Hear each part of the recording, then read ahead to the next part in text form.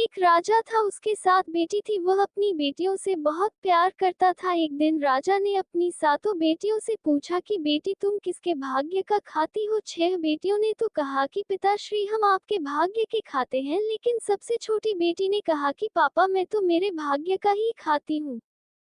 राजा को गुस्सा आ गया और उसने अपने सैनिकों की कहा कि अब इन 7 बेटियों की शादी कर दी जाए। उसने सैनिकों को ऑर्डर दिया और सैनिकों को वन में भेजा गया। 6 बेटियों के लिए अच्छे हो और अच्छा घर देखा गया, लेकिन सबसे छोटी बेटी के लिए राजा ने कहा कि जंगल में जाओ और जो भी सबसे पहले मिले उसी के साथ इसकी शादी करनी है और देखना है कि यह कहती है मैं मेरे भाग्य का खाती हूँ तो इसका भाग्य कितना मजबूत है।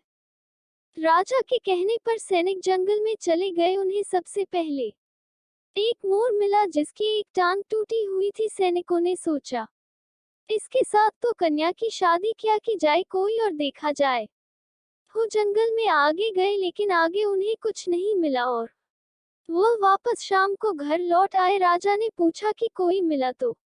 सैनिकों ने कहा कि नहीं, हमें तो कोई नहीं मिला। राजा ने कहा कि कल और जाना। दूसरे दिन सैनिक और गए तो वही मोर एक टांग टूटी हुई वाला मिला। तो सैनिकों ने सोचा कि लड़की की किस्मत ही ऐसी है, तो हम क्या कर सकते हैं, उसकी भाग्य मेमोरी लिखा है, तो चलो मोर को लेकर चलते हैं। वह मोर को लेकर आ गए। राजा ने कहा कुछ मिला तो कहा कि यह मोर मिला है। राजा ने कहा कि चलो जो भी मिला उसके साथ इसकी शादी कर दी जाए। लड़की को बुलाया गया। लड़की ने राजा से कहा कि पिताश्री, मेरी एक विनती है। राजा ने कहा बोल, क्या विनती है? लड़की ने कहा कि मैं दाना हाथ में लेकर खड़ी हूँ, यदि मोर ने दाना खा लिया तो मैं उसके साथ शादी कर लूंगी।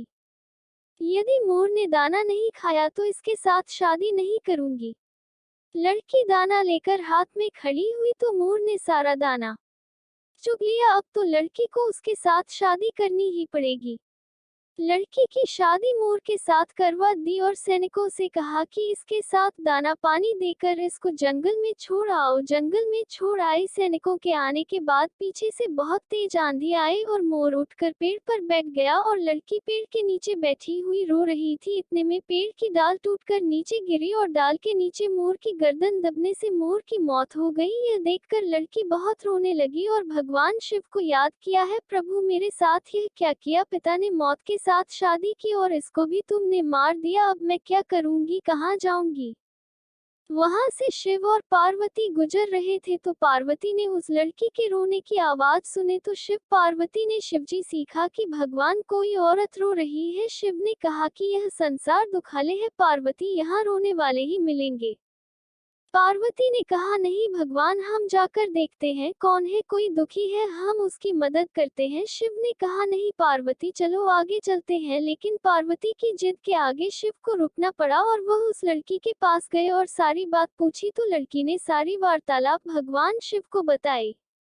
भगवान शिव ने उस मरे हुए मोर को एक सुंदर सा व्यक्ति बना दिया। इस पर वह लड़की बोली कि हे भगवान, यह आपने क्या किया? मोर से आदमी क्यों बना दिया? सीने का अच्छा ही तो है। अब तुम इसके साथ रहो और आराम से अपना जीवन यापन करो।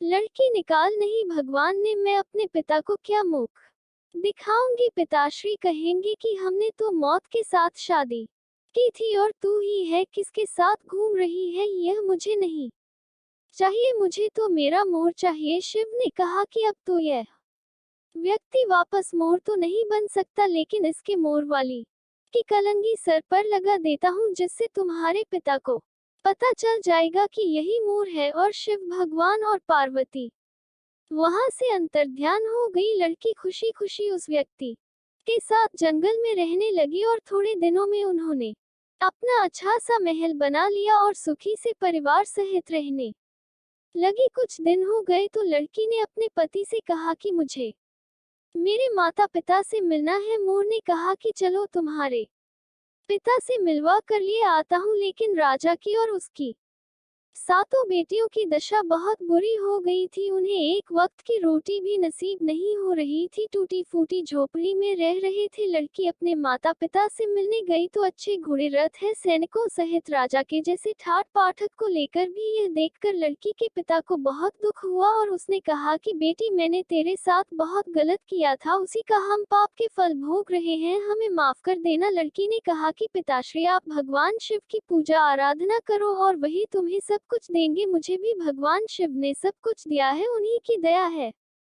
जो भगवान की पूजा आराधना करते हैं उनकी भगवान मनोकामना पूर्ण करते हैं। बोलो भोलेनाथ की जय।